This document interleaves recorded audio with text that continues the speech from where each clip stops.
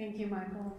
That went straight to my heart this morning. So, learned to stop wearing mascara to church many years ago. Good morning. My name is Emily Laugesen, and I am a white woman wearing glasses, a light pink jacket, and a paisley scarf. I'm so happy to serve as the worship associate this morning and to call us to worship with these words from Reverend Scott Taylor. Come into this circle of compassion and care. Bring your worry and wounds, your longings and hopes. With word and song, we rekindle the connection that mends what's been torn. With stillness and the space to pause, we restore our strength for the work that must be done, the work of love, the work of peace, the work of repair, the work of remembering we are not alone. Come, let us worship together.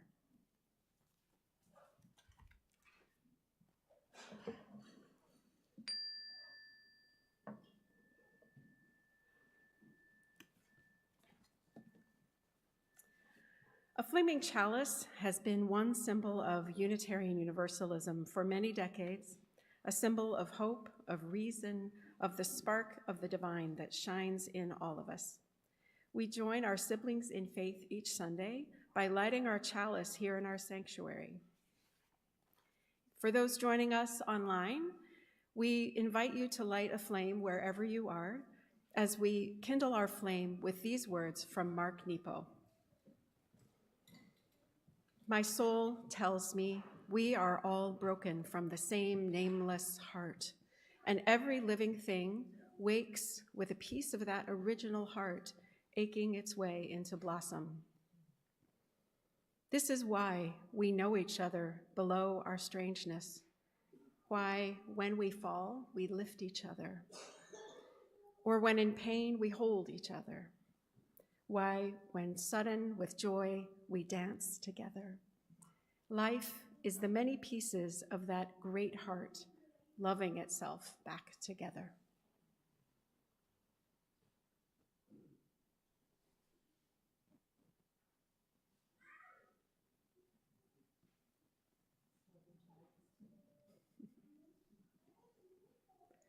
Why with patience we wait for the light to kindle.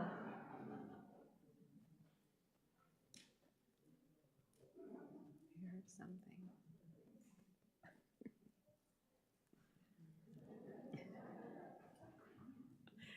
And now please rise in body or spirit for our opening song in the Gray Hymnal, number 131, Love Will Guide Us.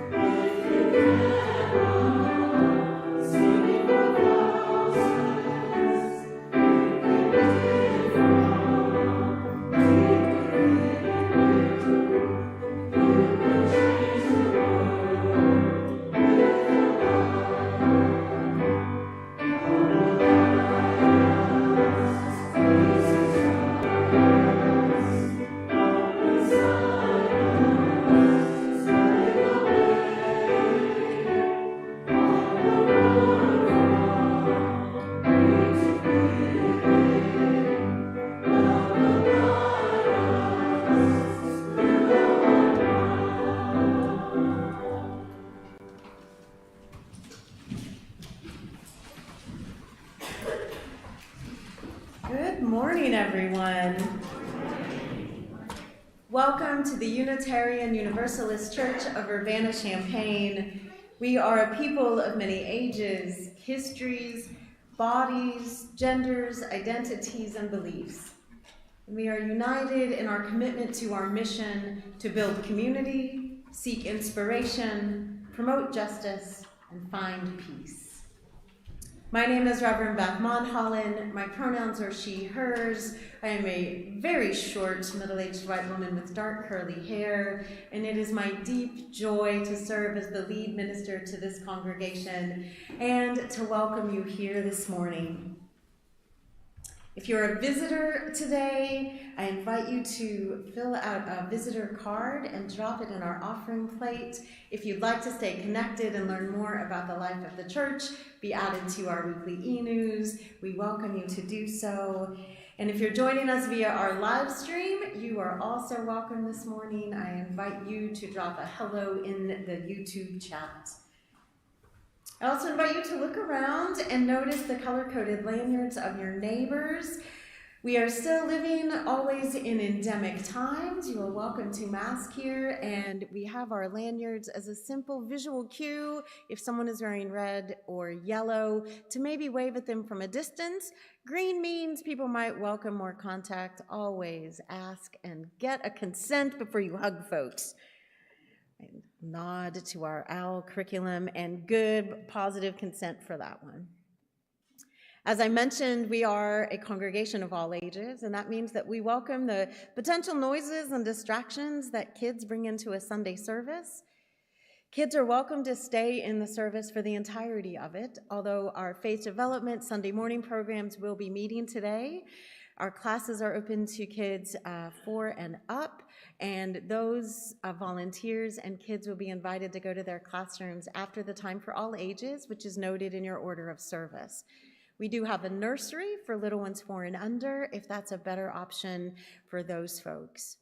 And no matter your age, if it helps you to listen and to concentrate better when your hands are busy, we have coloring and activity packets in a bin in the entryway. And if you need to stretch your legs or are feeling a little too crowded in this space, you are always welcome at any time during the service and for any reason to go across the entryway into our fellowship hall where the service is being live streamed. And with that, now that I've said good morning and greeted you, I invite you to greet each other. Put some greetings in the YouTube live stream chat. Yep, I need some water. And if you're here in the room, I invite you to turn to a neighbor, say hello, introduce yourself. And as I like to say, if you're feeling sprightly, feel free to get up and move around. I will ring our chimes to get us started and to bring us back together.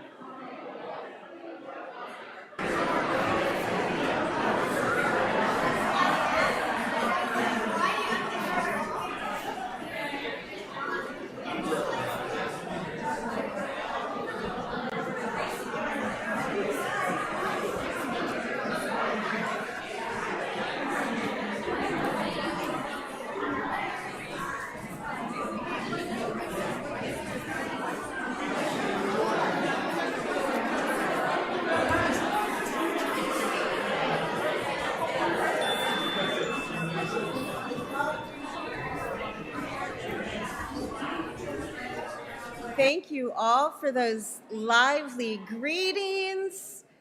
I invite you to keep the conversation and fellowship going. Immediately after the service, everyone is invited into Fellowship Hall for coffee and snacks and good conversation.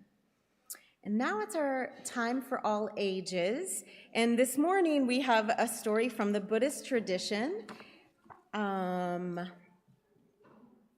I'm looking for Kelly Skinner. who is going to tell the story today. Maybe I'm telling the story. I have the story and can tell it. Oh, are you all coming up?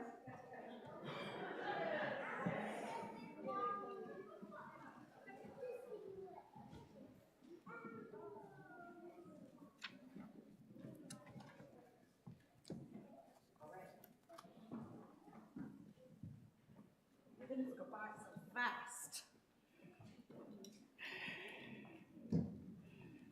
All right, so I have a story today, and I have some helpers with me up here. And I might need 2 other helpers.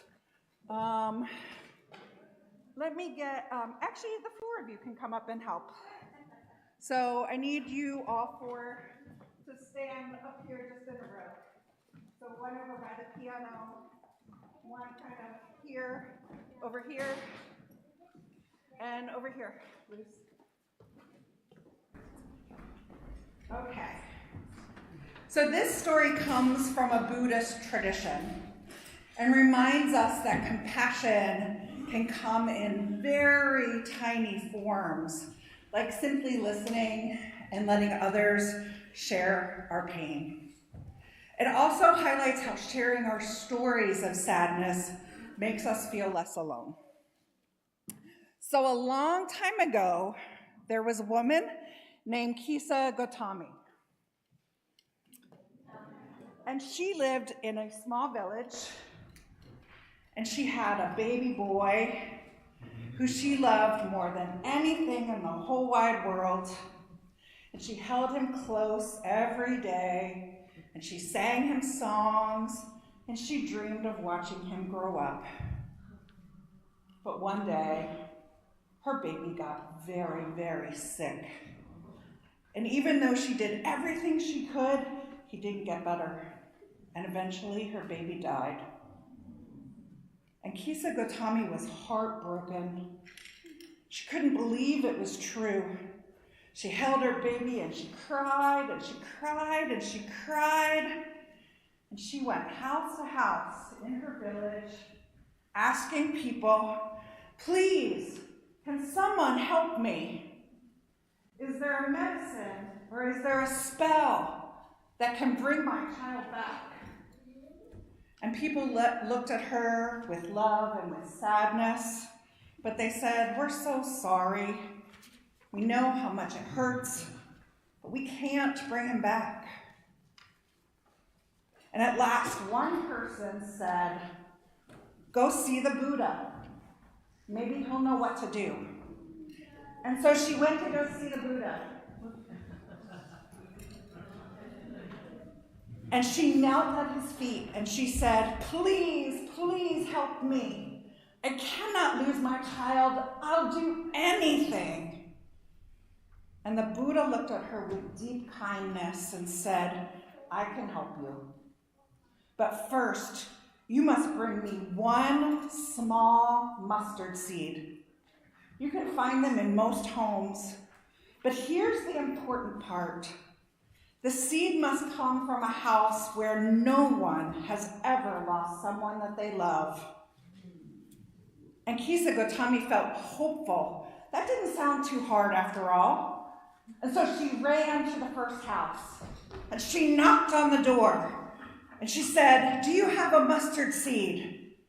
Of course, they said. But has anyone you loved here ever died? Yes, said the family. Our grandmother died last year. We still miss her very much. And so Kisa Gotami said she was sorry for their loss and moved on to the other houses.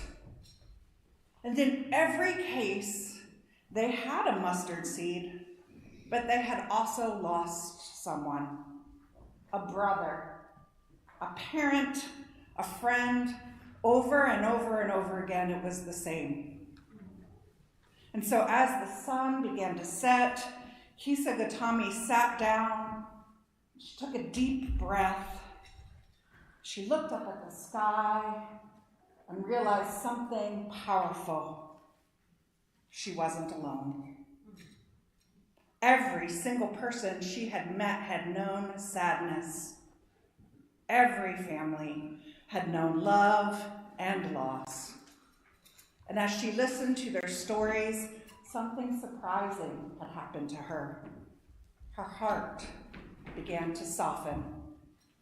She began to feel connected to the others. Her pain didn't go away, but it was no longer hers alone.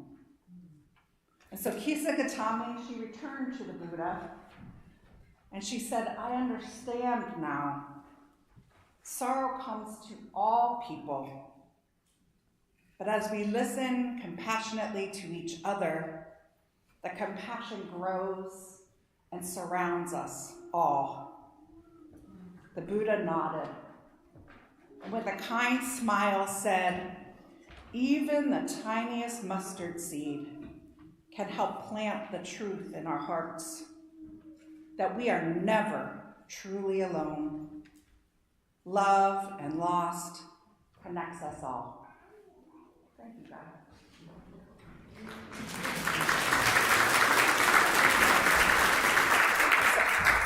I love this story for a lot of reasons.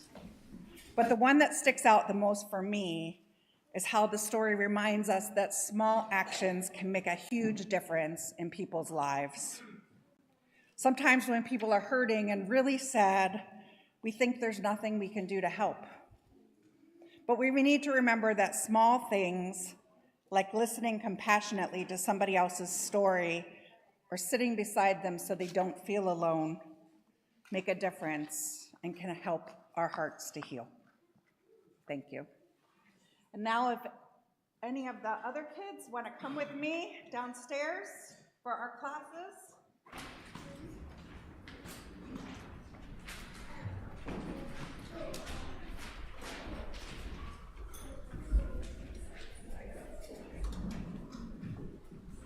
Thank you, Kelly. Thank you, all those helpers.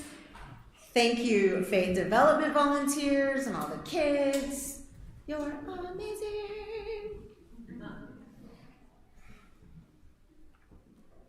We are not alone. That is a powerful lesson indeed. And so this is our time to practice that, our time of spiritual generosity, when we make space for our collective joys and sorrows. We do this in two ways here at our congregation. Most weeks, we engage in an embodied ritual of dropping stones and petals into bowls and water while we sing a blessing song. And if you have a joy or sorrow you'd like shared aloud, you're welcome to write that on a card. You'll find them in the pews. The ushers have them. You can also email, especially if you're joining us online, to joysandsorrows@uucuc, don't say that fast, .org, uucuc.org, and we'll read those later in the service. We know that when we gather as people, we are carrying the wholeness of our lives with us in our bodies, and it is truly spiritual work to make space for that together. There is much to mourn in the world, we know this, and there's also a great deal to celebrate. And so we'll sing our blessing song, and if you feel moved, I invite you to come forward to the bowls here at the chalice table and in the center back, and we will sing together.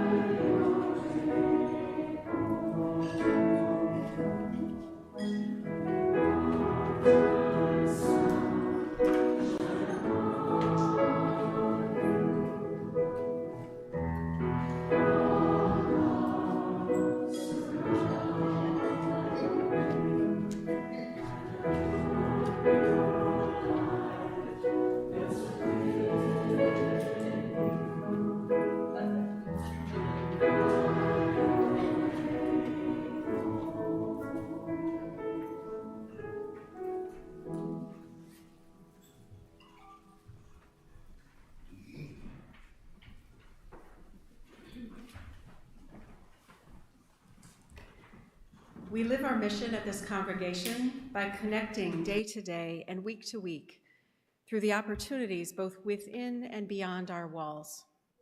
We invite you to subscribe and to read our weekly e-news to stay up to date on all of the activities offered through our faith development program and our congregational life and social action councils. This morning, I want to highlight a few things. Our annual shared offering process is taking place now. Please submit organizations for next year's shared offering program by November 9 and mark your calendar for the potluck and shared offering vote on Sunday, November 16 in Fellowship Hall. Please contact Pat McClard for more information. Pat, if you're here, could you raise your hand back in there? For more information and to help with the setup and cleanup on the 16th.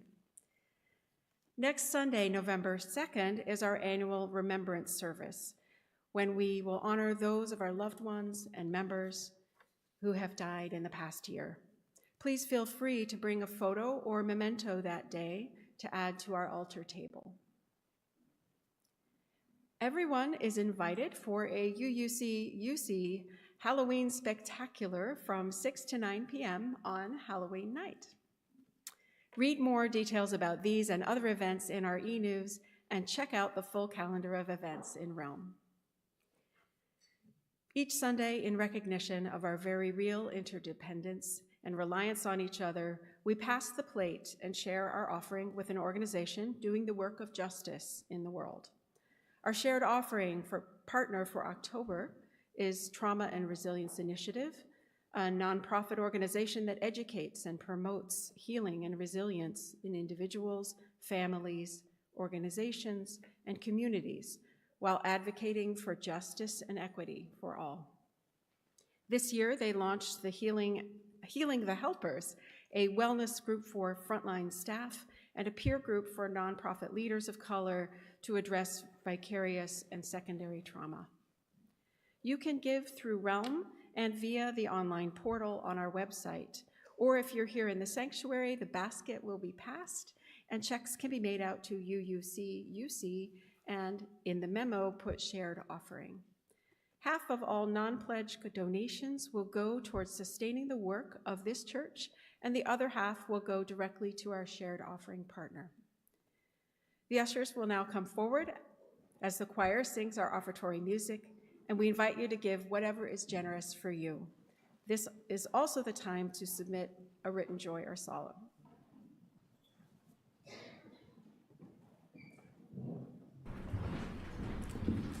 While the choir comes forward, I wanted to let you know that we have a special guest here today with us on cello. Ruth Book is joining us to provide a beautiful accompaniment for this song that we are singing, which encourages us and the choir to think about what it means to have charity, to give love, and what it must feel like when our hearts bend but don't break.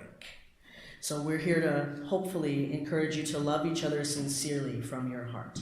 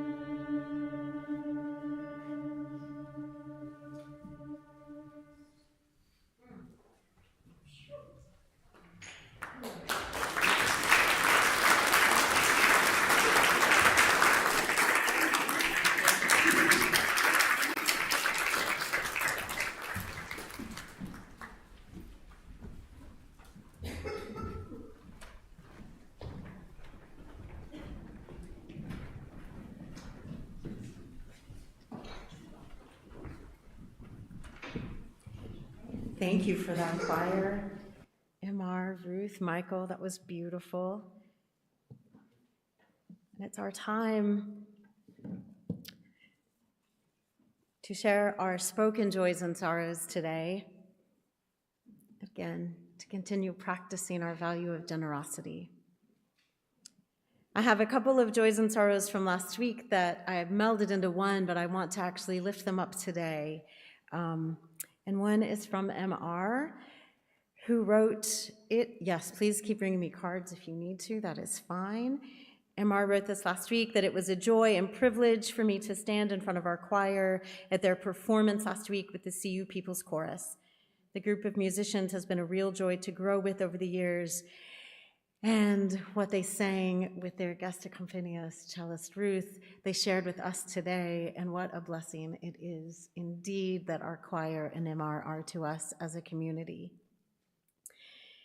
And Linda Owens, who is a member of that choir, also shared last week that it was a joy to sing in the People's Chorus event where we sang of rain, and the rain came. And I have to say, it was a blessing to have that rain last week. It is a blessing to have it be cooler. I'll fight you with that. Yay, autumn. It's one of my joys that I'm wearing the robe because I was actually chilled. It was wonderful. You have another joy, this one from Katrina Knights, who shares that she is joyful that Alyssa, who is our communication and membership coordinator and our fabulous AV tech, is coming home from a wonderful vacation on Tuesday, wishing safe travels for them. That's all that I have online at the moment. We have several in the room I want to share. A joy from Maureen Moore. Oh, why do I think I can read these with my glasses on? We marched this weekend with International Prep Academy's 5th through 8th grade LGBTQ+ student group.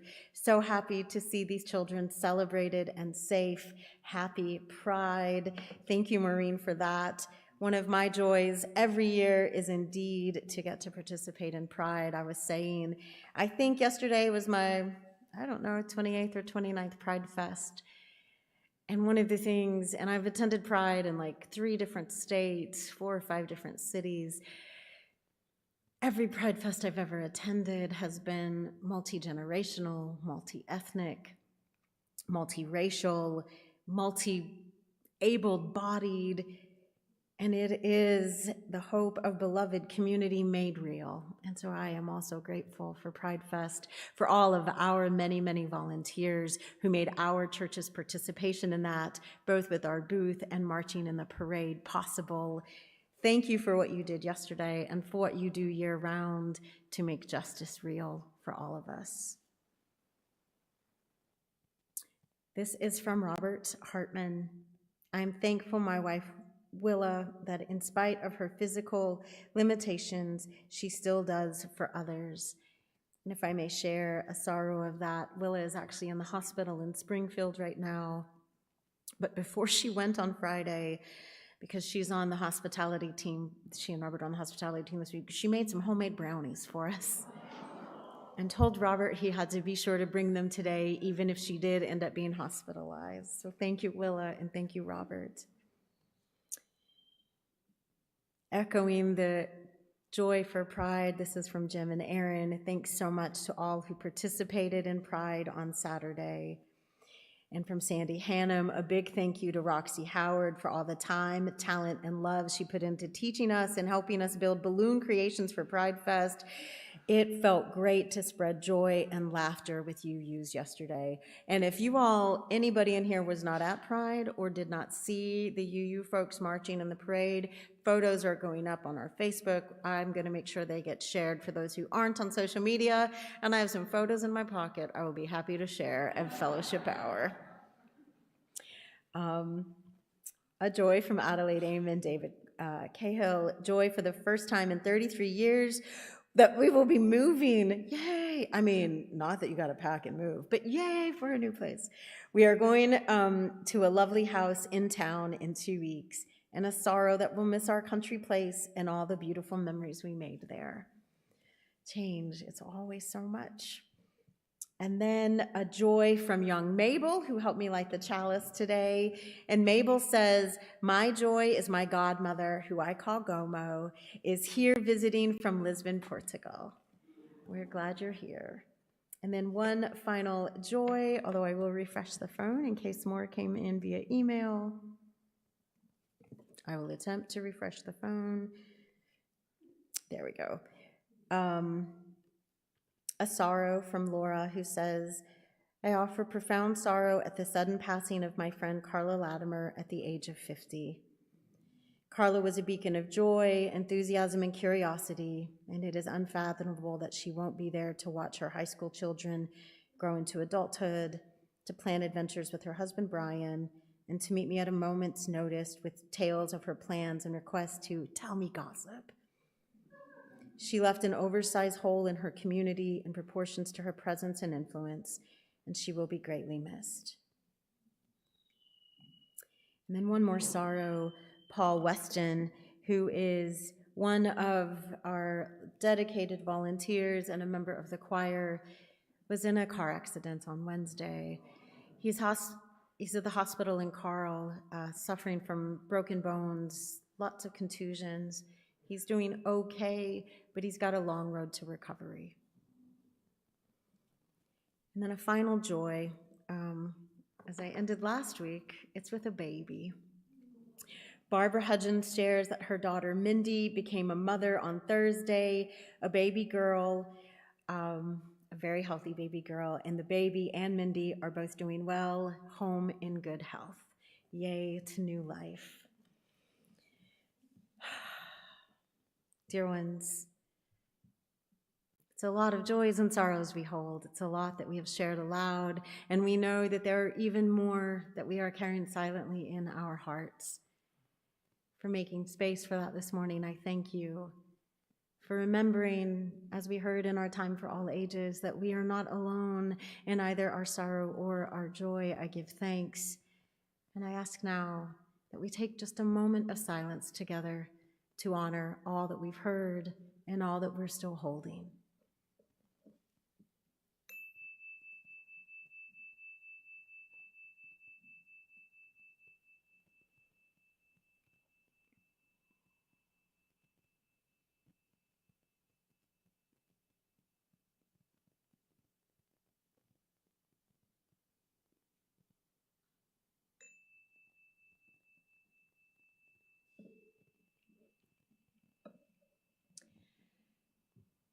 In your order of service, it says that the next item is music, lyrics adapted from Leonard Cohen. And several people before today's service and this morning said to me, what the heck is that? Are we forgetting something? My poor tech team were like, we don't have it. And I was like, no, you don't, because it's all in my head. It's music I'm going to teach you today. It is, you will recognize, some of you will, the lyrics which are from a Leonard Cohen song. It is not Leonard's full song, and it is not Leonard's melody. But in the spirit of compassion that we are exploring this month, and with today's specific theme of what do we do with our broken hearts, how do we remember that we are not alone, I want us to sing a song together. It only has 3 lines. I'm confident we can do it.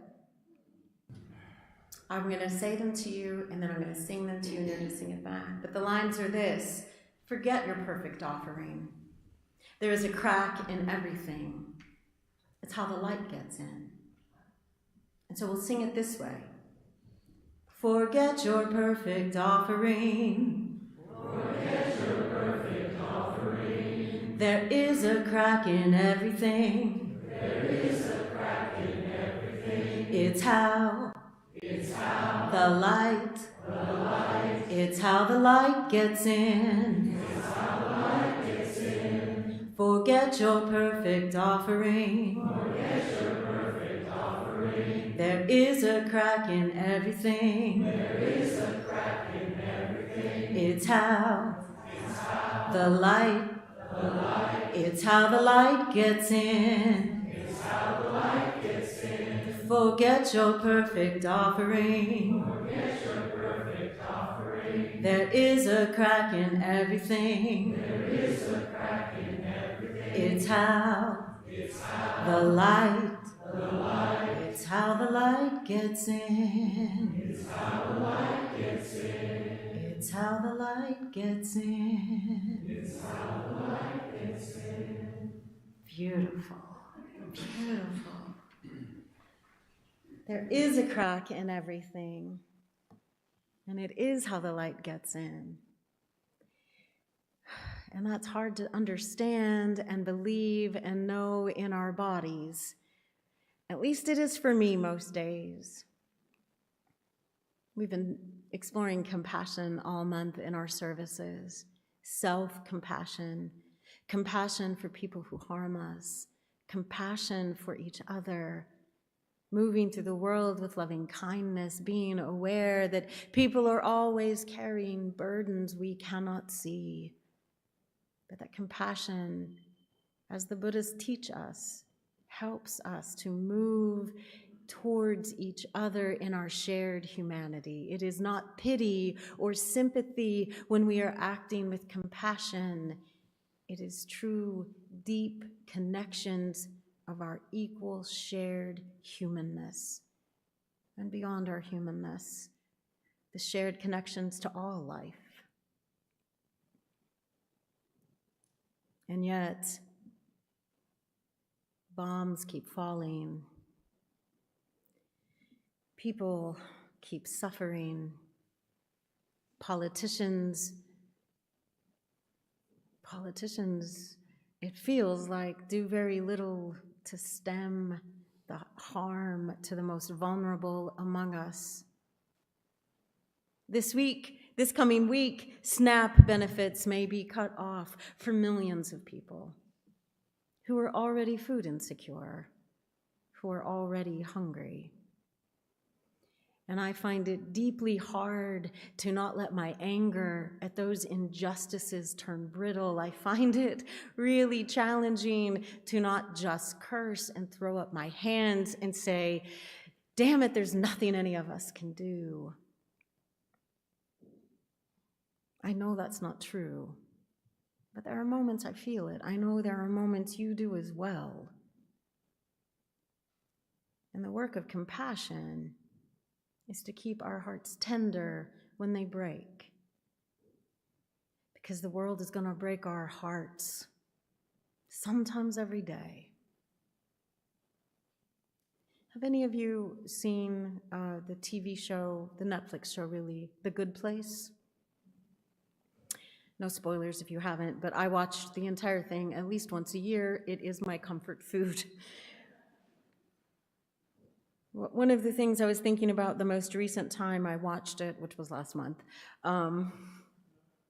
was a scene where one of the characters, a human character, is trying to explain to another character who is not human what it's like to be alive on Earth. And she says to him, look, everybody on Earth is always a little bit sad all of the time because we know that all that we love is going to die. We know that we are going to die. That's what compassion is, knowing these bodies are going to end, knowing all that we love will eventually be gone, knowing that there is suffering that is going to happen no matter what choices we make, and staying connected anyway. When we let our hearts break open, rather than break apart, that takes practice.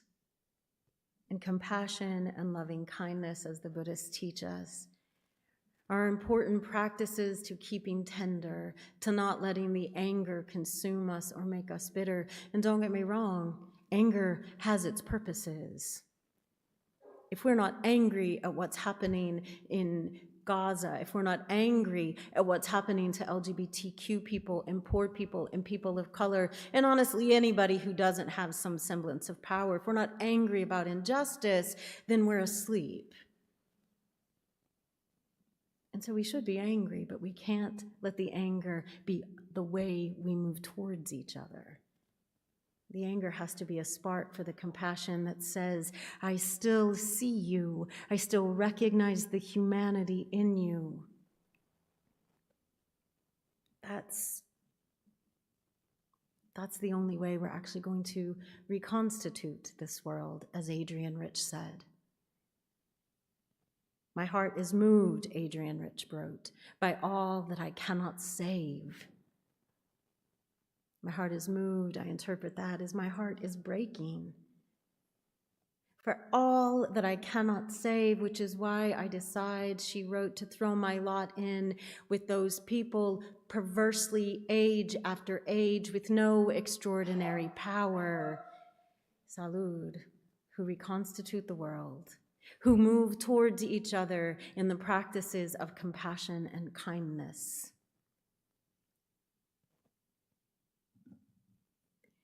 And who know they're going to get it wrong, that they're going to hurt and disappoint themselves and other people. Earlier this month, I said, I was like, yeah, who in here hasn't made a mistake this week? I assume someone who was sick and not leaving their house. Maybe that was the mistake. They should have left. But I made some mistakes this week, and I hurt people that I deeply love and care about. And not out of malice. But as I said last week, we have to move beyond our good intentions. It doesn't matter what we intend when harm is done, the work of repair, of staying compassionate with what I have done, compassionate with your harm, and recognizing we are connected in that. It's hard, but it's worth it. What are we to do without? Do we let ourselves get brittle, turn to nihilism and isolation? No, our Unitarian Universalist values call us to center love with a capital L. Not love as an emotion, although you might feel it as an emotion. Love as actions. Love that says justice is possible, that equity is vital, that generosity is critical, that transformation is essential to our human experience. Love with a capital L. Love, as the writer and educator and philosopher Bell Hooks wrote, is the centering force of what moves us all, in all of its forms. In Brene Brown's Atlas of the Heart, which came out last year, it's a beautiful book. If you don't know Brene Brown, by the way, she's a sociologist and researcher who for over 20 years has been writing about shame and vulnerability and human connections. In an Atlas of the Heart, she pulls together beautifully with lovely illustrations and paintings the body of her work and the work of others, who talks about what we do when we need to stay tender-hearted, open-hearted, and connect with one another, because if we don't, we're just replicating the harms of this world, and we are called to make it new and different. And Brene Brown says,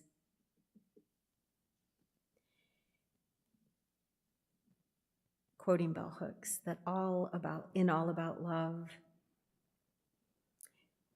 everywhere we learn that love is important, and yet we are bombarded by its failures in the realm of political, religious, in our families and romantic lives. We see little indication that love informs decisions or strengthens our understandings of community. It can feel like a bleak picture, and yet we long still to connect. We hope that love, capital L, will prevail because we have also seen its power to do so. We have been the person clutching what we love most to our hearts while it slips through our fingers and going door to door and saying, "Can you help me?" And we have had somebody look at us and say, "I cannot change your suffering, but I can be here in it with you." That is love, capital L. That is compassion. We can't end suffering, and that is so hard for me to accept.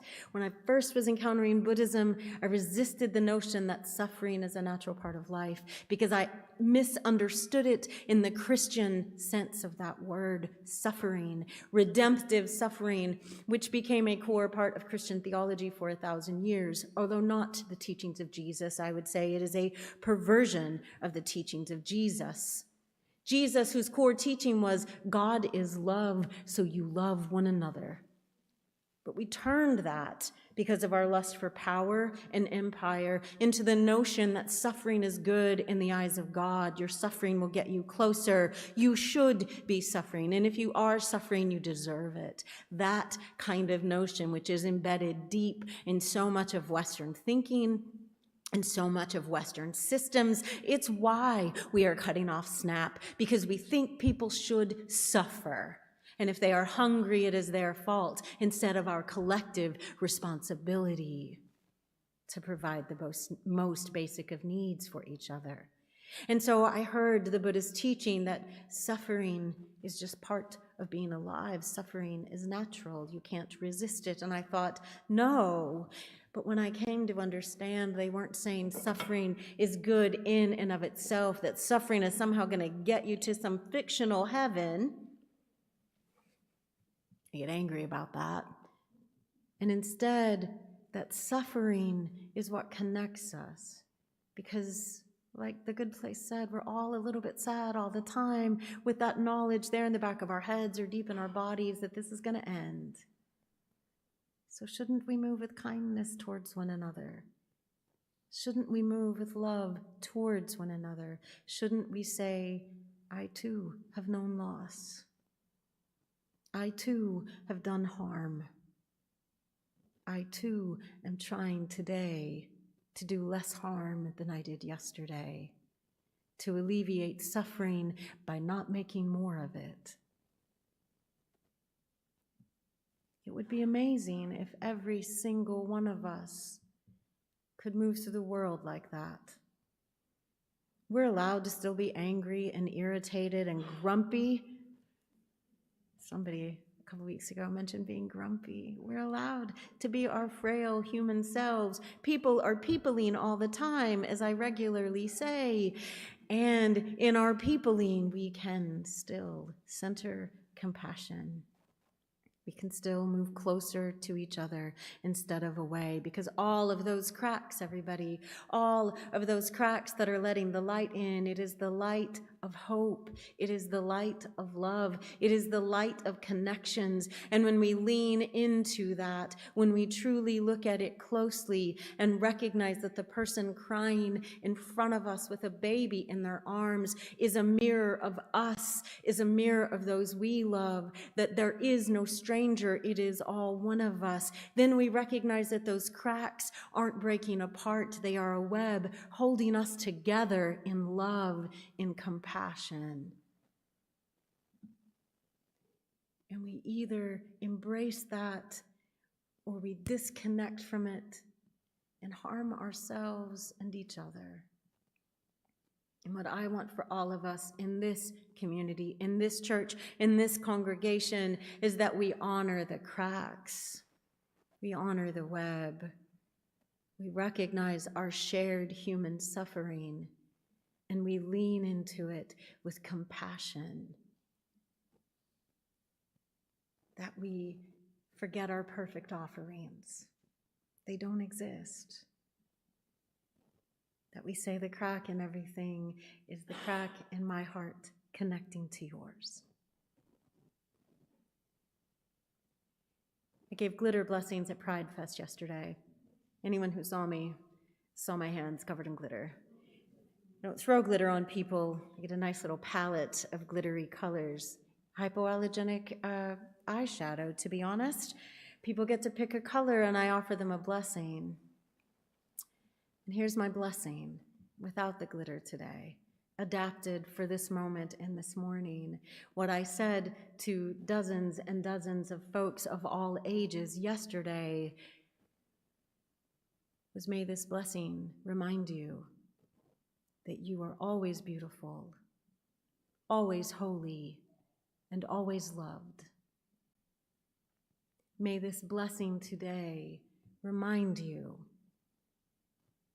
when all the glitter's gone, when the pride flags are packed away, when the parade is ended, when you're crying from pain, when you're feeling most alone and desperate, when you're feeling anger at the world, when you feel like justice is never going to come, may this blessing rise in you and remind you, you are never alone. You are always connected. You are always held in love. May we be the ones to make it so. Amen. I want to invite you to take a breath and then to rise in body or spirit and sing our closing song, number 298 in the gray hymnal, Wake Now My Senses. I offer this to us, sorry Michael, I offer this to us as I try to offer most of the closing songs as a prayer. Wake now my senses and hear the earth's call. Feel the deep power of being in all. May you hold those lyrics tight in your heart. May you feel them, and may they call you to move deeper into compassion. And may the song as you sing it also be a prayer.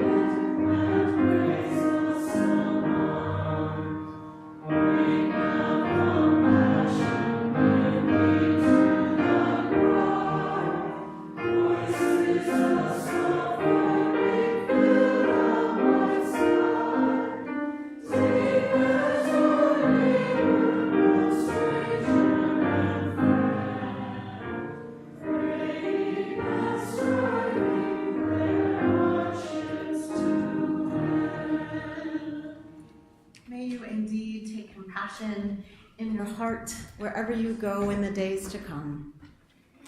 We'll extinguish our chalice with our typical words from Reverend Elizabeth Sully Jones. They're in your order of service and should be on the screen. Say them with me if you know them. We extinguish this flame, but not the light of truth, the warmth of community, or the fire of commitment. These we carry in our hearts until we are together again.